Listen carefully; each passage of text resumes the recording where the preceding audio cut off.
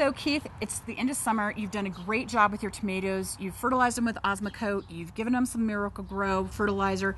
And now we are looking at a plethora of a bunch of tomatoes. But no matter how good of a gardener you are, there's a lot of little issues that you'll have with tomatoes. Well, tomatoes, cucumbers, squash, all sorts of things in the garden this time of year. This is when you're really doing a lot of harvesting. And while you're out there harvesting, you're digging around in a plant and you run across funny looking leaves and funny looking bugs and all sorts of crazy things. It's an adventure. Right? So I pulled a few things out of my tomatoes, which for the most part, I walk by every day and they look just fine to me. I have no problem with them. They get fertilized on a regular basis.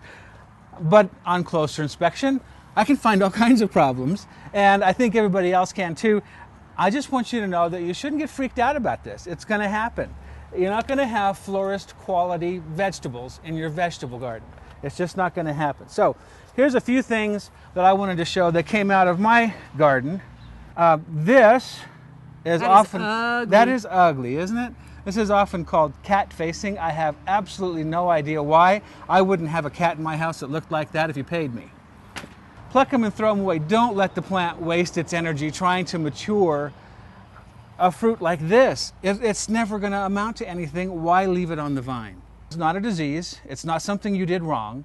All it is really cool temperatures at night and the fruit cracks. Right, so that's why you just get rid of them. It's not personal. I also, while I was fiddling around in there, I found a number of leaves that don't look at all healthy. These aren't getting enough sun. So the plant, they become a liability to the plant and they shed them. So you just want to keep plants healthy and clean. So that's what causes insect disease when you don't keep them clean. Exactly. So removing that is a perfect thing to do. The other thing that causes this yellowing leaves, especially toward the bottom of the plant, is they get to a certain age during the season and they're done. They've had enough. Put a fork in them? Put a fork in them, so they fall off. What can also be causing this is nitrogen deficiency. And what happens with nitrogen is the plant can pull nitrogen out of the older leaves and push it up to the tops to keep them nice and green and healthy and no disease problems, and then they keep producing flowers and so forth. If you want to use something like a slow release Osmocote, you can sprinkle these little beads on the ground, and every time you water, it releases some fertilizer. If you want something immediate effect, something that's a liquid that you mix with water, like this Miracle Grow, liquid feed, and you just spray it on while you're watering. So now, without a doubt, one of the most common problems on tomatoes is blossom end rot. I think everybody gets it at some point in time, whether you're growing in the ground or in containers like I am, you're going to get blossom end rot. Now, sure as shooting, I come out here to look for an example, and I can't find a single one. So I'm doing a good job, patting myself on the back. But let's just pretend for a minute that, here's the stem end of the tomato, and you turn it upside down, and here's the blossom end.